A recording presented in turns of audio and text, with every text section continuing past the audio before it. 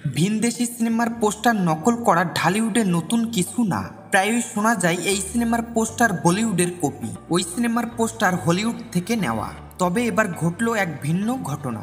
শাকিব খানের সিনেমার পোস্টার নকল করল এই সময় সবচেয়ে শক্তিশালী ফিল্ম ইন্ডাস্ট্রি, ভারতের দক্ষিণী ইন্ডাস্ট্রি, তাও আবার ন্যাচারাল সুপারস্টার নানি সিনেমার পোস্টার। তার সদ্য মুক্তিপ্রাপ্ত হিট 3 সিনেমার পোস্টার ঢাকাই চলচ্চিত্রের শাকিব খানের মুক্তিপ্রাপ্ত বরবাদের পোস্টারের সঙ্গে হুবহু মিল পাওয়া যাচ্ছে। বরবাদ সিনেমার দুটি পোস্টারের সঙ্গে হিট সিনেমার দুটি পোস্টারের সামঞ্জস্য দেখা গেছে। এতে অনেকে মনে করছেন শাকিবের বরবাদের পোস্টারের অনুকরণে নানি সিনেমার পোস্টার তৈরি করা হয়েছে। এরই মধ্যে সামাজিক মাধ্যমে চলচ্চিত্র বিষয়ক বিভিন্ন গ্রুপে পোস্টারগুলো নিয়ে চলছে তুমুল চর্চা।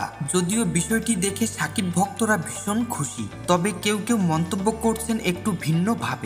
তারা মনে করছেন হিট সিনেমাটি যদি বরবাদের আগে মুক্তি পেত তাহলে পোস্টারের সাদৃশ্যের কারণে কিং খানের ছবির গায়ে নকলের তকমা লাগিয়ে দিতেন নিন্দুকেরা। মন্তব্যের ঘরে সেই সংশয় প্রকাশ করে একজন লিখেছেন, ভাগ্যিস বরবাদ আগে রিলিজ হয়েছে, তা না হলে নকলের ট্যাগ লেগে যেত।